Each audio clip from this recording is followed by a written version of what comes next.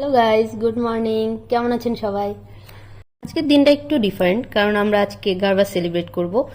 আর আগে কখনো আমাদের বাংলাদেশে গারবা সেলিব্রেট করা হয়নি, ইন্ডিয়াতে এবার first time. So much excited.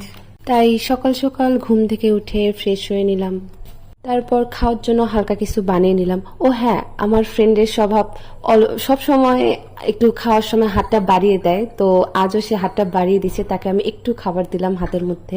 এদিকে আমার এক ফ্রেন্ড পড়তিছে, তো তার জন্য আমি খাবার নিয়ে গেলাম তার কাছে।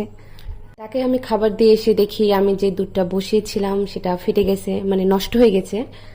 দুঃখ পেয়ে লাভ নাই, আমাদের আর্ট ক্লাস আছে, সো আমরা ব্যাগ নিয়ে রেডি হয়ে আর্ট ক্লাসের জন্য বেরিয়ে পড়লাম।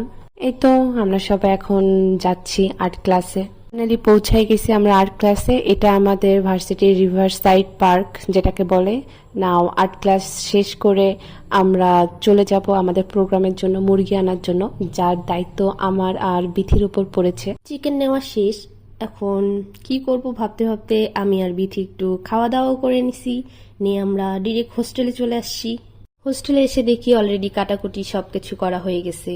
দিদিরা যে যার রুমে অলরেডি রান্নাও শুরু করে দিছে, কেউ মাছ, কেউ মুরগি, কেউ ডাল, কেউ সবজি। এরপর ছোট একটা পার্সেল কালেক্ট করে আমরা সবাই দুপুরের খাবার খেয়ে নিয়েছি। এরপর ডেকোরেশনের কাজ শুরু হয়ে গেছে।